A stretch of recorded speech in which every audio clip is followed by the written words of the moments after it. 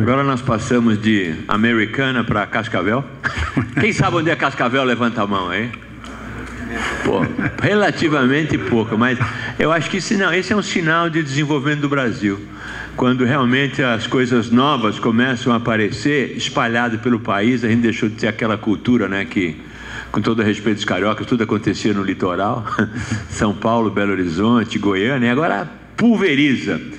Então passa a ter lugares assim, de repente você tem o state of the art. Então nós saímos da retina agora para ir para a catarata, e eu tenho o prazer de apresentar agora o Pedro Paulo Fabbri, que vai apresentar para vocês também algumas novidades relacionadas à biometria, indicações da biometria e a interferometria óptica e o Galileu. Muito obrigado, Pedro Paulo.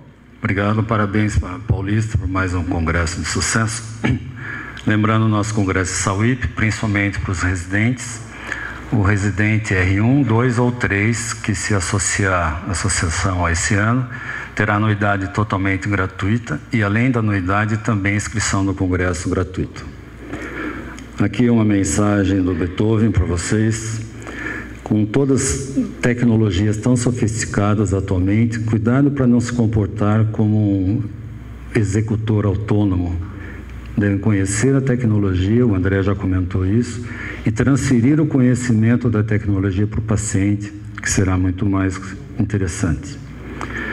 Então a gente dispunha no G4 de uma topografia muito boa, baseada nos anéis de Plácido, e também da paquimetria determinado por 2 câmeras de Scheimpflug, e a combinação dessas 2 câmeras de Scheimpflug mais o Plácido são suficientes para identificar inclusive pequenos movimentos oculares durante a execução do exame. A este aparelho G4 foi incorporado o biômetro com interferometria e OCT, que é exatamente o G6. Então aqui mostra a espessura da córnea, aqui mostra a profundidade da câmara anterior, aqui mostra a espessura da lente e aqui o comprimento axial completo. Ele mostra 6 fórmulas por olho, não está restrito a 6 fórmulas, mas essa página mostra 6 fórmulas por olho, e nessa faixa amarela aqui alguma coisa que seja relevante para ser comentado. Então, nesta faixa amarela, aqui um destaque, ele está chamando a atenção para a grande diferença entre o comprimento axial de um olho e de outro. Pode ser um erro de medida ou alguma outra coisa, você tem que estar atento. Está aqui, 26.3, 25.5. E nas fórmulas, aqui a Raiz, a Holiday, a Hoffer, a SRKT, por exemplo, pegando essa aqui, o olho direito está dando uma lente de 11,5 e vem para o olho esquerdo uma lente de 14. Isso em decorrência daquela diferença do HL que ele estava levantando.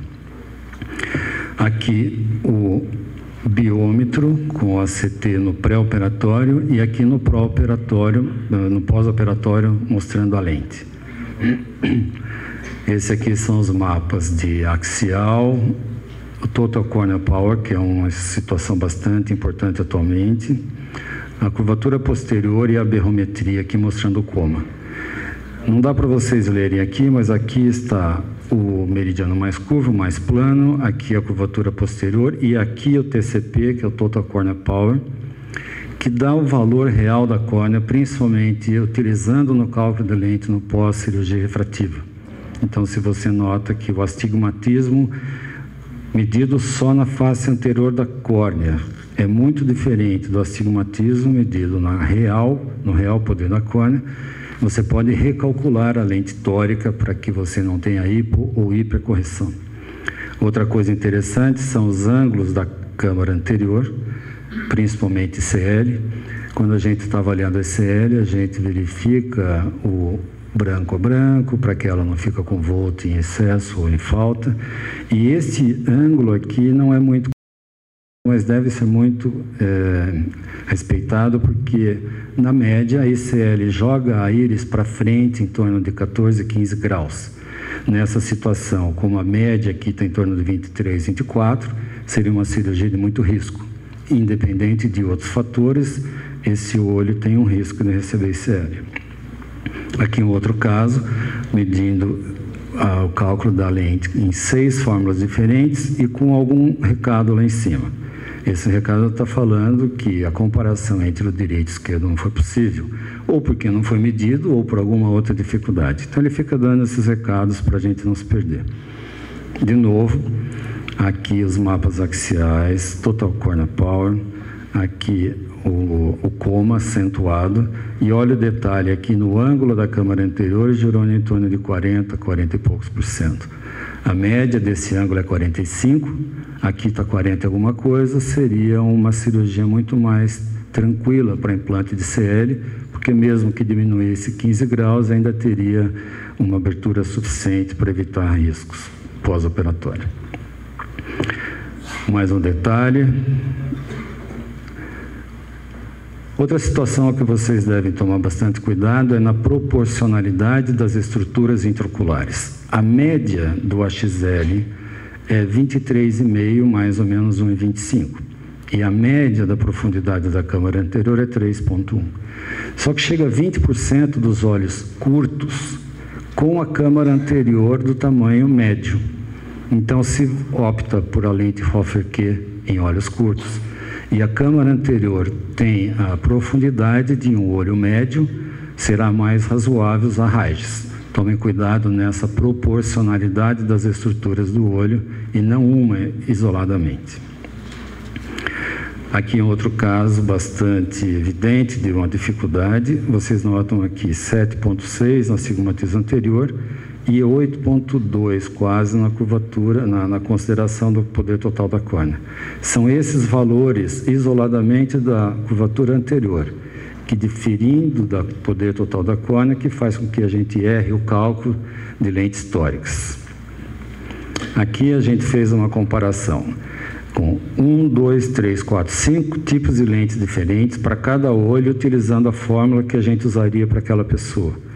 E nessas 5 fórmulas, a gente comparou o olho direito e o olho esquerdo no Iomaster e o olho direito e o olho esquerdo no G6.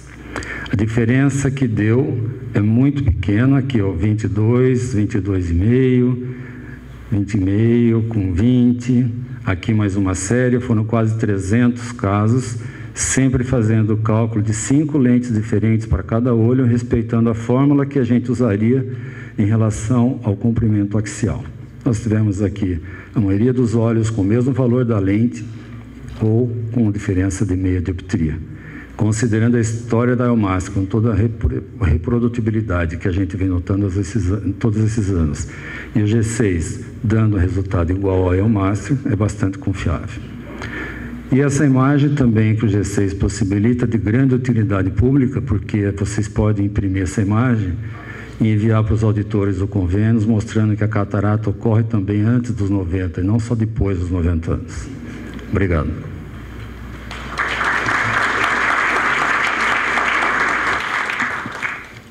Muito obrigado, Dr. Fábio.